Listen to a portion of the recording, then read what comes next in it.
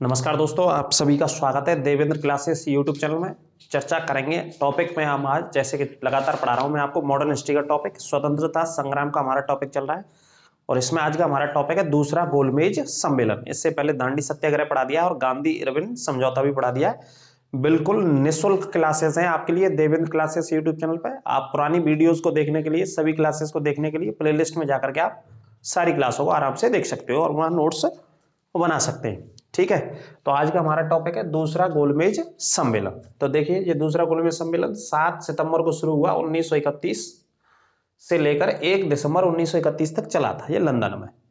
ठीक है, गोलमेज सम्मेलन था। इसमें ब्रिटिश सरकार और भारत की तरफ से, कांग्रेस पार्टी की तरफ से भाग लेना था और भारत के संविधान को लेकर के या भारत की व्यवस्था को लेकर के, भारत की राजनीतिक व्यवस्था को लेकर के चर्चा होनी थी कि भारत में आगे चल करके ब्रिटिश सरकार किस तरीके से कार्य करेगी और कैसे भारतीय लोगों को अधिकार मुहैया कराएगी या प्रदान करेगी या उनको जीवन जीने के लिए अधिकारों से संबंधित चीजों को स्थापित करेगी। तो इस चीज पर गोलमेज सम्मेलन वहां पे होना था।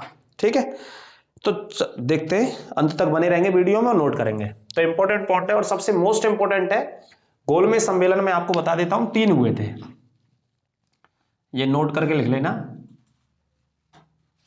3 गोलमेज सम्मेलन टोटल हुए थे लंदन में हुए थे। ठीक है, और तीनों गोलमेज सम्मेलन कहां पे हुए थे? लंदन में। ये बात आप कंठस्थ कर लेना, कोई भी गोलमेज सम्मेलन आ जाए तो आंसर क्या लगाना है आपको? लंदन। ब्रिटेन की राजधानी या इंग्लैंड की राजधानी कहां पे हुए थे? लंदन में गोलमेज सम्मेलन आयोजित हुए थे। लेकिन हम बात करेंगे दूसरे सम्मेलन की, जो सबसे इंपॉर्टेंट है। तो देखिए, पहला पॉइंट इसमें आप नोट करते चलेंगे। तो पहले मुद्दे की बात करते हैं सबसे पहले। तो 7 सितंबर को यहां से शुरू होता है। तो देखिए, 29 अगस्त 1931 को महात्मा गांधी, सबसे महत्वपूर्ण जो मुद्दा है वो यहीं से पूछा जाता है, अंडरलाइन कर लेना। कौन से व्यक्ति ने भाग लिया जाकर के कांग्रेस की तरफ से? या तो पार्टी का नाम आता है ऑप्शन में या फिर नेता का नाम आता है, तो ये याद रखना है आपको।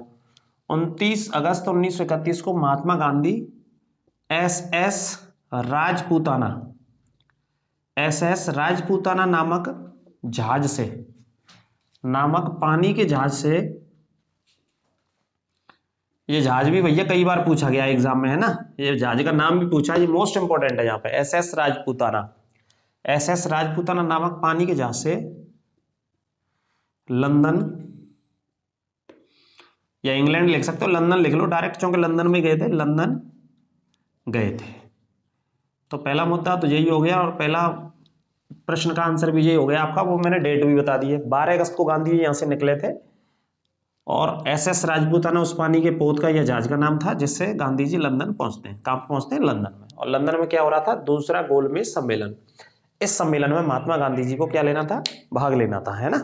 कौन से सम्मेलन में? दूसरे गोलमेज सम्मेलन में पार्टिसिपेट करना था या भाग लेना था। अब बात करते हैं दूसरे पॉइंट की। तो देखिए, सेकंड पॉइंट, महात्मा गांधी कांग्रेस की तरफ से, पार्टी कौन सी थी? कांग्रेस पार्टी की तरफ से लंदन में दूसरे गोलमेज सम्मेलन में भाग लेते हैं। गोलमेज सम्मेलन में भाग लेते हैं, ठीक है, या लेने पहुंचते हैं। पार्टी भी आती है कई बार, अंडरलाइन कर लेना कौन सी पार्टी की तरफ से भाग लिया गया या कौन सी पार्टी ने भाग लिया। तो व्यक्ति और पार्टी दोनों के नाम मैंने आपके सामने बता दिए और रख दिया, ठीक है। यदि आपसे पूछा जाए कि कौन सी पार्टी ने पार्टिसिपेट किया, तो कांग्रेस पार्टी ने। कौन से व्यक्ति ने दूसरे गोलमेज सम्मेलन में भाग लिया कांग्रेस पार्टी के नेताओं में से? तो महात्मा गांधी जी ने भाग लिया था, है ना। कांग्रेस ने इन्हीं को वहां पर भेजा था ब्रिटिश सरकार से बात करने के लिए, वहां के प्रधानमंत्री से बात करने के लिए, ठीक है। अगले मुद्दे पर बात करते हैं, अगला देखेंगे। दूसरा गोलमेज सम्मेलन, हर एक मुद्दा, हर एक इंपॉर्टेंट पॉइंट इंपॉर्टेंट है इस टॉपिक का। दूसरा गोलमेज सम्मेलन Saint James Palace, Saint James Palace में आयोजित हुआ था, आयोजित हुआ था। ये स्थान है, जगह है, ठीक है। दूसरे गोलमेज सम्मेलन की जो लोकेशन है, जो स्थिति थी लंदन में जहां पर हुआ था, वो जगह का नाम एक होटल ही होगा, सेंट जेम्स पैलेस में यह सम्मेलन हुआ था, ठीक है। अब यहां से प्रश्न क्या आता है, देखो कई बार ये पॉइंट मैं बता देता हूं जो कई बार एग्जाम में पूछा जाता है, डायरेक्ट पूछ लेता है कि महात्मा गांधी जब दूसरे गोलमेज सम्मेलन में भाग लेने के लिए गए तो कहां ठहरे थे, लंदन में कहां ठहरे थे, ये पूछ लेता है। तो इसी को आप याद रखना, ये सम्मेलन भी इसी में हो रहा था और ठहरने का भी स्थान इसी में था। तो पॉइंट को मैं नोट करके बता ही देता हूं जो एग्जाम में पूछा है कई बार। तो पॉइंट लिखेंगे आप, महात्मा गांधी जी दूसरे सम्मेलन के दौरान, दूसरे गोलमेज अवश्य लिखेंगे क्योंकि 3 गोलमेज सम्मेलन थे, तो दूसरे सम्मेलन की बात हो रही है टॉपिक में। दूसरे गोलमेज सम्मेलन के दौरान इसी पैलेस का नाम लिख लीजिए, सेंट जेम्स पैलेस में ठहरे थे, सेंट जेम्स पैलेस। बोर्ड पे यदि नहीं भी दिखे तो मैं बोल भी रहा हूं, सेंट जेम्स पैलेस में ठहरे थे। ये पॉइंट भी आप याद कर लेना अच्छे से, ठीक है। आगे देखिए, आगे बात करते हैं इधर से अब अगले पॉइंट पे। इसके अलावा गोलमेज सम्मेलन के समय वहां के प्रधानमंत्री, तो दूसरे गोलमेज सम्मेलन के समय ब्रिटिश प्रधानमंत्री, ब्रिटिश पीएम, कई बार पूछा जाता है ना, इन्होंने उद्घाटन किया था। इस सम्मेलन का उद्घाटन किसने किया, उस समय के जो ब्रिटेन के प्रधानमंत्री थे, है ना। इस समय के ब्रिटिश जो प्रधानमंत्री हैं, उस समय ब्रिटेन के प्रधानमंत्री थे, लेकिन इस समय जो ब्रिटेन के प्रधानमंत्री हैं वो मूल भारतीय हैं, उनका संबंध भारत से रहा है। ऋषि सुनक इनका नाम है ना। जिस दिन मैं आज आपको टॉपिक पढ़ा रहा हूं, और उससे पहले 1931 में जाएंगे तो वहीं के लोग थे, लेकिन आज के समय में आप कह सकते हो इस बात को कि अंग्रेजों ने हमारे ऊपर शासन किया, तो इनडायरेक्ट या डायरेक्ट रूप से भारत में ही जन्म लेने वाला एक व्यक्ति या भारत से संबंध रखने वाला एक व्यक्ति ब्रिटिश का इस समय प्रधानमंत्री है, इंग्लैंड का इस समय प्रधानमंत्री है, उनका नाम है ऋषि सुनक। तो सॉरी, तो इस समय जो ब्रिटिश प्रधानमंत्री थे जिन्होंने उद्घाटन किया इस सम्मेलन का, वो कौन थे, रैमजे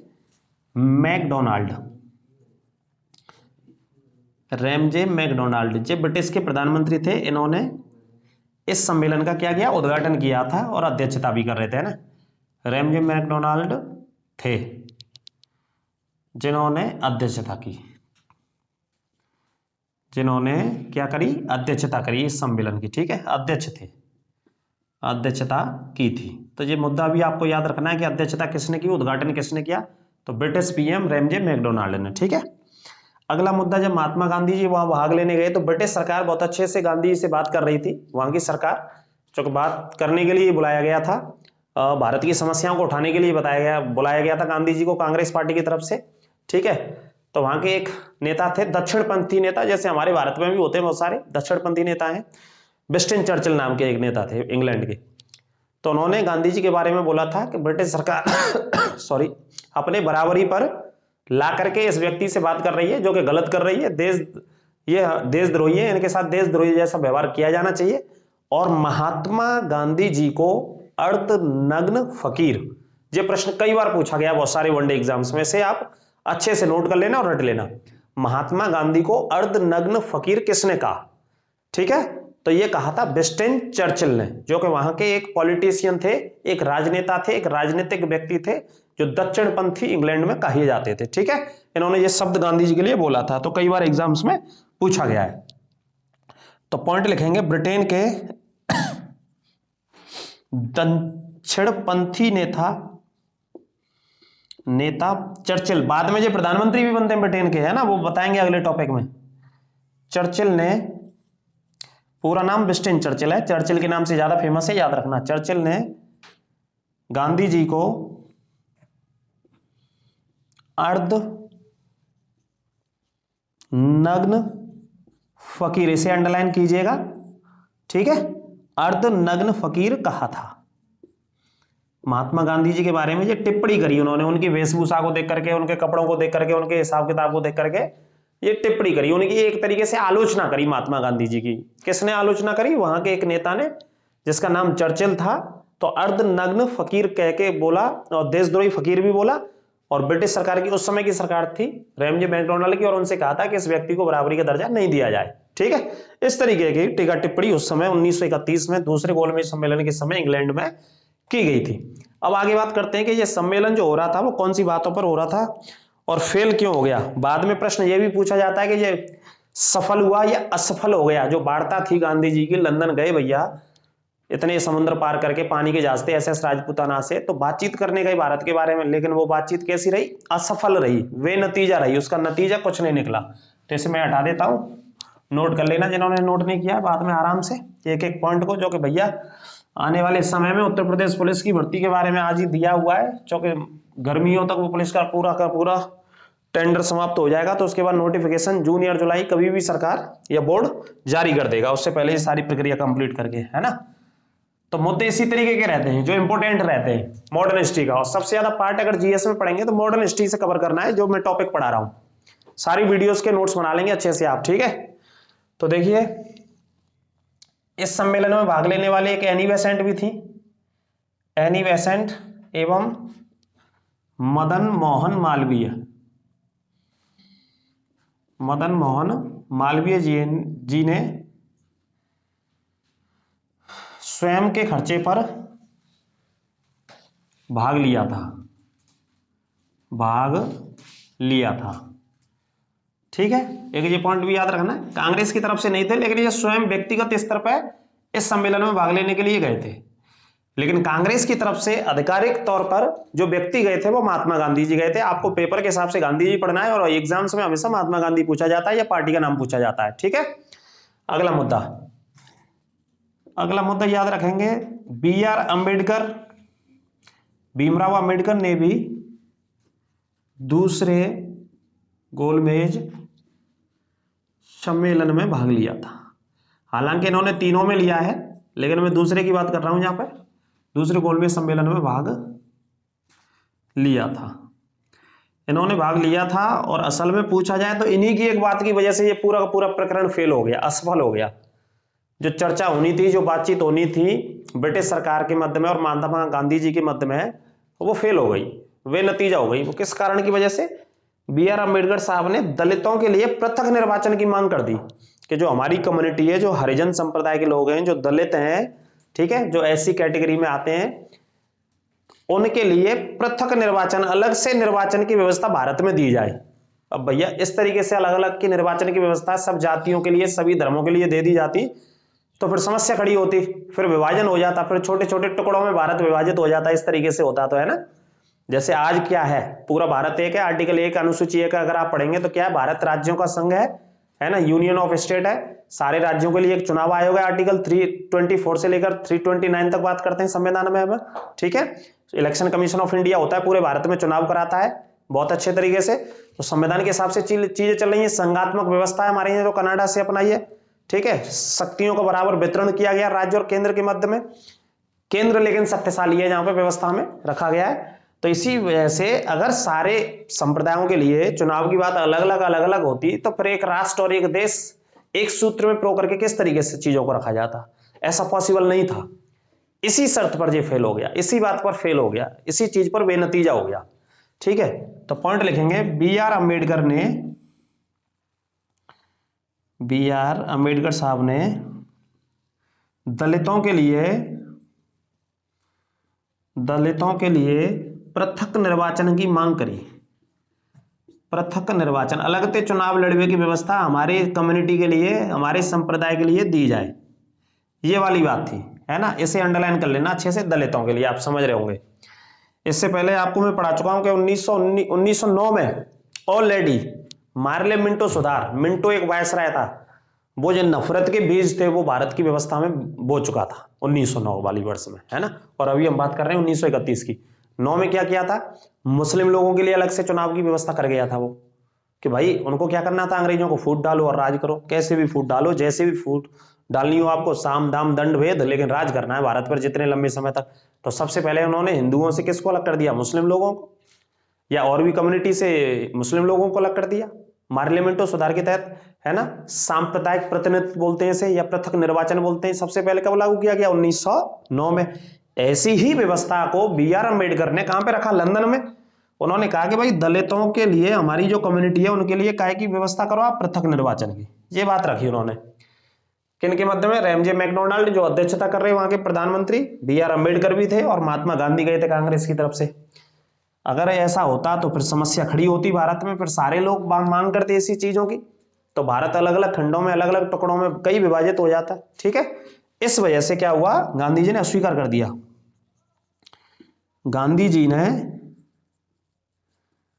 दलितों के पृथक निर्वाचन की व्यवस्था को,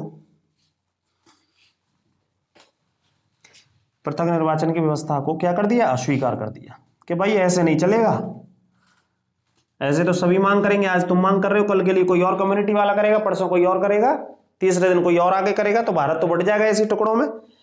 तो गांधी जी ने दलितों की पृथक निर्वाचन की व्यवस्था को क्या कर दिया, दूसरे गोलमेज सम्मेलन में अस्वीकार कर दिया। अच्छे से लिख लेना नोट्स बना के, ठीक है, अस्वीकार कर दिया। इसी बात पर, इसी सांप्रदायिक प्रतिनिधित्व की बात पर दूसरा गोलमेज सम्मेलन असफल हो गया था। ठीक है, कौन सी बात पर असफल हो गया, दलितों की अलग से व्यवस्था, चुनाव की व्यवस्था अलग से की जाए। ये गांधी जी नहीं चाहते थे, गांधी जी चाहते थे कि भाई तुम एक ही कम्युनिटी के हिस्सा है, सब लोग मिलजुल के रह रहे हैं, सब लोग मिलजुल करके भारत की आजादी की लड़ाई लड़ रहे हैं, तो जो चुनाव होंगे विधानसभा के, विधान परिषद के, असेंबली के, तो एक साथ ही लड़ेंगे सारे लोग, ऐसे अलग अलग कैसे लड़ेंगे कि वो समुदाय अलग लड़ेगा, तीसरा समुदाय अलग लड़ेगा, ऐसे नहीं होगा। तो इस व्यवस्था को गांधी जी ने स्वीकार कर दिया। तो लिखेंगे इसी आधार पर दूसरा गोलमेज सम्मेलन, दूसरा गोलमेज सम्मेलन असफल हो गया, असफल हो गया, है ना। क्योंकि ब्रिटिश सरकार तो चाहती थी, अंग्रेज तो चाहते थे भाई साहब, जब अंग्रेज 1909 में मुस्लिम संप्रदाय को अलग कर चुके थे पृथक निर्वाचन चुनावों की पद्धति के आधार पर, तो वो तो चाह रहे थे कि दलित भी अलग हो जाएं और भी अलग हो जाएं, क्योंकि उन्हें तो मौका मिल रहा था एक लंबे समय तक भारत पर शासन करना। लेकिन गांधी जी भेजे गए थे, गांधी जी इस बात को कतई नहीं चाहते थे, क्योंकि गांधी जी 15 में अफ्रीका से लौटे थे और लगातार आंदोलन दर आंदोलन कर रहे थे भारत में, भारत की आजादी के लिए। लेकिन फिर भी ब्रिटिश सरकार मानने को तैयार नहीं थी कांग्रेस पार्टी के नेताओं की बात को, है ना। तो इसी वजह से दूसरा गोलमेज सम्मेलन क्या हो गया, असफल हो गया था। और यहां से लौटने के बाद गांधी जी ने कहा था, जब बंबई खाली हाथ लौटे, 31 दिसंबर को वापस लौटे थे, तो गांधी जी ने बोला था भारत में आकर के कि मैंने अपने राष्ट्रीय ध्वज को, राष्ट्रीय झंडे को नीचा नहीं होने दिया है। नीचा होने का मतलब है कि जो अपनी बात थी वो अच्छे तरीके से, मजबूती तरीके से रखी। अगर ब्रिटिश सरकार ने नहीं मानी है तो कोई फर्क नहीं पड़ता है, हम अपने तरीके से काम करेंगे आगे भारत में। ठीक है, तो ये वाले मुद्दे थे, इस पर आगे बात करते हैं। देखिए इधर से मैं हटा देता हूं, नोट करते चलेंगे, काफी इंपॉर्टेंट पॉइंट है भाई साहब, ये टॉपिक ही मोस्ट इंपॉर्टेंट है दूसरे गोलमेज सम्मेलन वाला, है ना। अब इसके बाद गांधी जी वापस लौट आते हैं, ठीक है, 28 दिसंबर को। तो देखिए 28 दिसंबर 1931 को महात्मा गांधी, 28 दिसंबर 1931 को महात्मा गांधी बंबई खाली हाथ लौटते हैं। ये भी पॉइंट आ गया भाई साहब, कई बार याद रखना कि महात्मा गांधी खाली हाथ कहां से लौटे थे। तो 28 दिसंबर 1931 को महात्मा गांधी खाली हाथ कहां से लौट रहे हैं, लंदन से। लंदन में गए थे गोलमेज सम्मेलन में भाग लेने के लिए। अगर ये सफल होता, सक्सेसफुल होता, तो आगे बात बढ़ती अधिकारों को लेकर के, जो भी अधिकारों पे बात होनी थी दूसरे गोलमेज सम्मेलन में, है ना। हालांकि दूसरे गोलमेज सम्मेलन पे इस बात को लेकर के फेल हो गया। भारत की राजनीतिक व्यवस्था, संवैधानिक सुधारों को लेकर के बात होनी थी, संवैधानिक सुधार किस तरीके से भारत में आगे बढ़ा जाए, इस चीज को लेकर के बात होनी थी। वहां तक पहुंचते उससे पहले बीच में ये अड़ंगा आ गया कि भाई हमें पृथक निर्वाचन दो, और सभी को कैसे प्रसाद बांटा जाए। चनौरी तो नहीं बांट सकते ना, चनौरी बांटेंगे तो गड़बड़ हो जाएगा, सभी को प्रसाद देंगे तो इस तरीके से देश का विभाजन हो जाता, है ना। जो आज देश बना हुआ है, इस तरीके के देश का उदाहरण हमें नहीं मिल पाता यदि ऐसी कंडीशंस होती तो। ठीक है, तो तरीके से वहां पे किया गया सारी चीजों को। तो आगे बात करते हैं। भारत के वायसराय, इस समय जब ये हो रहा था तो एक दूसरे वायसराय बन गए थे, भारत के वायसराय दूसरे गोलमेज सम्मेलन के समय या 1931 के समय विलिंगटन थे। वायसराय का भी नाम लिख लेना, बहुत जरूरी है। कौन थे? विलिंगटन थे भारत के वायसराय, है ना, अंडरलाइन कर लेना। भारत के जो वायसराय थे वो कौन थे? विलिंगटन, 1931 में। अब महात्मा गांधी जी भैया लौटे वहां से, लंदन से लौटे, और लौटने के बाद वायसराय से बात करने की कोशिश करी महात्मा गांधी जी ने। अपनी कुछ बातों को, मांगों को रखने की कोशिश करी, पर वेलिंगटन ने समय नहीं दिया गांधी जी को कि भैया हम ना मिल ले। वायसराय ने बोल दिया कि हम नहीं मिलेंगे, हमारे पास समय नहीं है। तो गांधी जी ने फिर इसी चीज को मद्देनजर रखते हुए, ध्यान में रखते हुए दूसरा एक आंदोलन शुरू कर दिया, और इस आंदोलन का नाम रखा गया द्वितीय सविनय अवज्ञा आंदोलन। एक तो मैंने आपको पढ़ाई दिया है, उसी से सबसे ज्यादा क्वेश्चन आते हैं, लेकिन चूंकि गांधी जी को मिलने का समय नहीं दिया, वेलिंगटन नामक वायसराय ने लंदन से जब लौट के आए, जब ये असफल हो गया दूसरा गोलमेज सम्मेलन, तो उसके बाद द्वितीय सविनय अवज्ञा आंदोलन 1 जनवरी 1932 को शुरू किया गया, जिसमें जवाहरलाल नेहरू, महात्मा गांधी, अब्दुल गफ्फार खान, बहुत सारे अनेक नेताओं ने भाग लिया। ठीक है, अंग्रेजों का या ब्रिटिश सरकार का विरोध करने के लिए। तो नोट करके एक पॉइंट और लिखेंगे यहाँ, तीनों गोलमेज सम्मेलनों में तीनों गोलमेज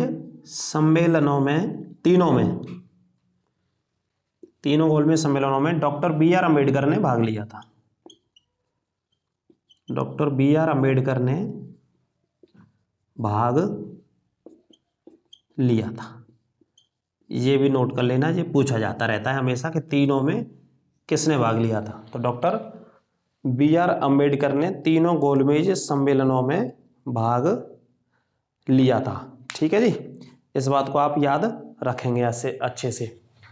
इसके बाद फिर गांधी जी और ब्रिटिश प्रधानमंत्री था रैमजे मैकडोनाल्ड, उसके बाद एक पूना समझौता सांप्रदायिक पंचाट होता है, उसे अगले हम टॉपिक में चर्चा करेंगे। ये दूसरा गोलमेज सम्मेलन था जो कि 7 सितंबर से लेकर के 1 दिसंबर को खत्म हो जाता है, और खत्म इसी बात पे हो जाता है कि दलितों की पृथक निर्वाचन की मांग कर ली बी आर अम्बेडकर ने, जो कि वो भी गए थे भाग लेने के लिए। इस बात को गांधी जी ने अस्वीकार किया ब्रिटिश सरकार के समक्ष, या रैमजे मैकडोनाल्ड जो वहां के प्रधानमंत्री थे उस समय, इसी चीज पर ये फेल हो गया। नहीं तो भावी संविधान या संविधान भारत का कैसा होगा, संवैधानिक सुधार कैसे होंगे, इन चीजों पर वहां पे बात होनी थी गोलमेज सम्मेलन में लंदन में। सेंट जेम्स पैलेस में वहां पे ठहरे। SS राजपूताना पानी का जहाज था, जिससे गांधी जी 29 अगस्त को यहां से निकले थे और 12 सितंबर को वहां पहुंचे थे। उसके बाद बैठकों में भाग लिया। अब इसके बाद टॉपिक में अगले में चर्चा करेंगे। पूरा निःशुल्क कोर्स पढ़ने के लिए आप प्ले लिस्ट में जाएं और वहां से आराम से एक एक करके टॉपिक पढ़ सकते हैं। एंशिएंट हिस्ट्री के टॉपिक पढ़ा रखे हैं हमने, मॉडर्न हिस्ट्री के ये टॉपिक लगातार चल रहे हैं, और मिडिवल हिस्ट्री के भी टॉपिक आपको पढ़ा दिए गए, और अलग अलग टॉपिक्स करंट अफेयर्स की क्लास, और रात में 9 बजे लाइव सभी बच्चे जुड़ा करें। टॉप जीएस के 100 क्वेश्चंस की डेली प्रैक्टिस कराते हैं। और चैनल को ज्यादा से ज्यादा आप सब्सक्राइब करें, शेयर करें और कमेंट करना ना भूलें। जो भी शक समस्या समाधान हो वो आप कमेंट बॉक्स में बताएं। नमस्कार।